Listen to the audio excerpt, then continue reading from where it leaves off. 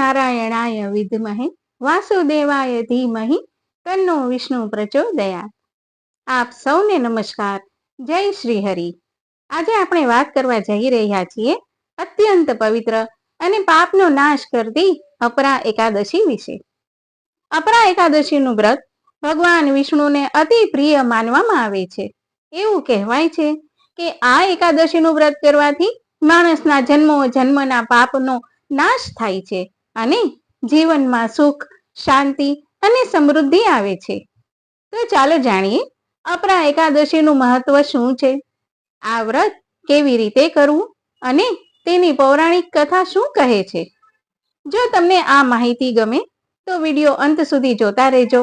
વિડીયોને લાઈક કરો, શેર કરો અને ચેનલને સબસ્ક્રાઇબ જરૂર કરશો। કોમેન્ટમાં લખો જય શ્રી હરિ। ઓમ નમઃ શિવાય। હર હર મહાદેવ। ભક્તિ કથા ચેનલમાં આપ સૌનું સ્વાગત છે। ભગવાનના સુંદર ચિત્રો સહિત પવિત્ર કથાઓ સાંભળવા માટે જરૂર સબસ્ક્રાઇબ કરો ભક્તિ કથા ચેનલ। જો આપ આ ચેનલ ઉપર નવા હો તો ચેનલને સબસ્ક્રાઇબ કરવાનું ભૂલશો નહીં। અપરા એકાદશી ક્યારે આવે છે તે જાણીએ। હિન્દુ પંચાંગ મુજબ અપરા એકાદશી વૈશાખ મહિનાના કૃષ્ણ પક્ષની એકાદશીની તિથિએ આવે છે। આ દિવસે ભગવાન શ્રી હરિ વિષ્ણુની ઉપાસના માટે વિશેષ માનવામાં આવે છે। અપરા શબ્દનો અર્થ થાય છે અપાર, એટલે કે અનંત પુણ્ય આપનાર। એટલે આ દિવસે કરવામાં આવેલું વ્રત અને ભક્તિ અપરંપાર ફળ આપે છે। હિન્દુ પંચાંગની ગણતરી મુજબ એકાદશીની તિથિ 12મી મે ના રોજ બપોરે 2:52 વાગ્યાથી શરૂ થશે, જે બીજા દિવસે 13મી મે ના રોજ બપોરે 1:29 વાગ્યા સુધી ચાલુ રહેશે। આ રીતે ઉદય તિથિના કારણે આ ઉપવાસ 13મી મે ના રોજ રાખવામાં આવશે। વ્રત તોડવાનો સમય એટલે કે પારણનો સમય 14મી મે ના રોજ સવારે 5:31 થી 8:14 સુધીનો રહેશે। અપરા એકાદશીનું વ્રત કરનાર વ્યક્તિને તીર્થયાત્રા, દાન અને યજ્ઞ જેટલું પુણ્ય પ્રાપ્ત થાય છે। આ એકાદશીનું વ્રત ગંગા સ્નાનના પુણ્ય સમાન છે, કાશી યાત્રાના પુણ્ય સમાન છે। તેમજ આ એકાદશીથી ગૌદાન તેમજ સોનાના દાનનું ફળ મળે છે। આ બધું એકમાત્ર અપરા એકાદશીના વ્રતથી પ્રાપ્ત થાય છે। ભગવાન વિષ્ણુની કૃપાથી મનુષ્યના દુઃખ દૂર થાય છે અને જીવનમાં સકારાત્મકતા આવે છે। તો ચાલો હવે આપણે જાણીએ અપરા એકાદશીની પૌરાણિક કથા। પ્રાચીન સમયમાં મહિધ્વજ નામના એક ધર્મપરાયણ રાજા હતા। તેઓ ખૂબ જ દયાળુ અને ભગવાન વિષ્ણુના પરમ ભક્ત હતા। પરંતુ તેમના નાના ભાઈ વ્રજધ્વજ ખૂબ જ ક્રોધી અને ઈર્ષાળુ હતા। તેમને પોતાના ભાઈની લોકપ્રિયતા સહન થતી નહોતી। એક દિવસ ઈર્ષામાં આવીને વ્રજધ્વજે પોતાના ભાઈ મહિધ્વજની હત્યા કરી દીધી અને તેમના શરીરને જંગલમાં એક વૃક્ષની નીચે દાટી દીધું। સમયે મૃત્યુ થવાને કારણે મહિધ્વજની આત્મા પ્રેત યોનિમાં ભટકવા લાગી। એક દિવસ ધૌમ્ય ઋષિ તે જંગલમાંથી પસાર થઈ રહ્યા હતા, ત્યારે તેમણે પોતાની દિવ્ય દ્રષ્ટિથી આ સમગ્ર ઘટના જાણી। મહિધ્વજની આત્માએ ઋષિને પોતાની મુક્તિ માટે પ્રાર્થના કરી। ધૌમ્ય ઋષિએ અપરા એકાદશીનું વ્રત કર્યું અને તે વ્રતનું સમગ્ર પુણ્ય મહિધ્વજને અર્પણ કર્યું। આ વ્રતના પ્રભાવથી મહિધ્વજને પ્રેત યોનિમાંથી મુક્તિ મળી અને તેમને વૈકુંઠ ધામ પ્રાપ્ત થયું।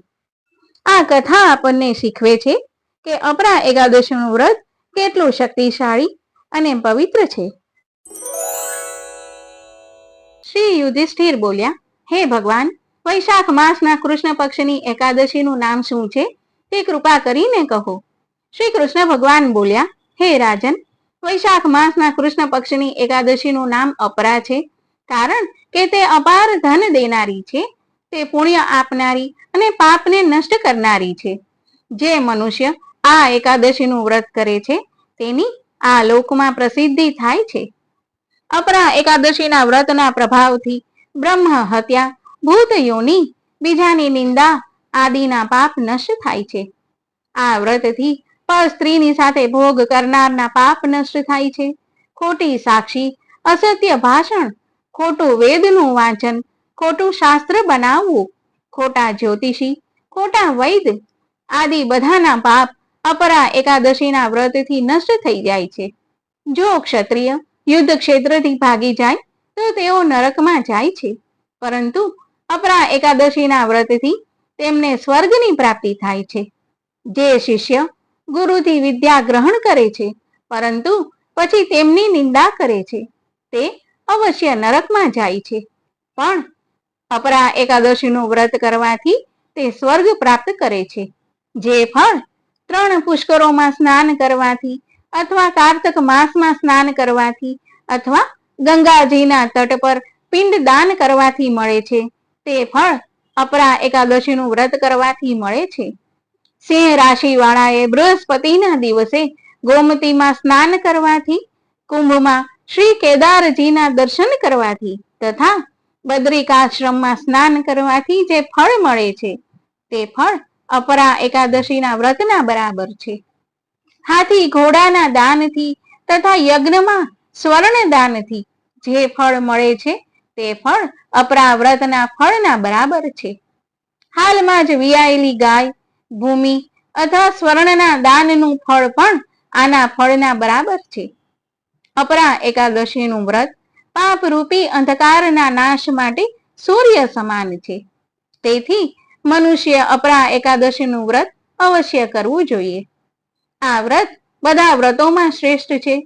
અપરા એકાદશીનો દિવસ ભક્તિપૂર્વક રહેવાથી વિષ્ણુ પદની પ્રાપ્તિ થાય છે. હવે જોઈએ એકાદશીનું વ્રત કેવી રીતે કરવું.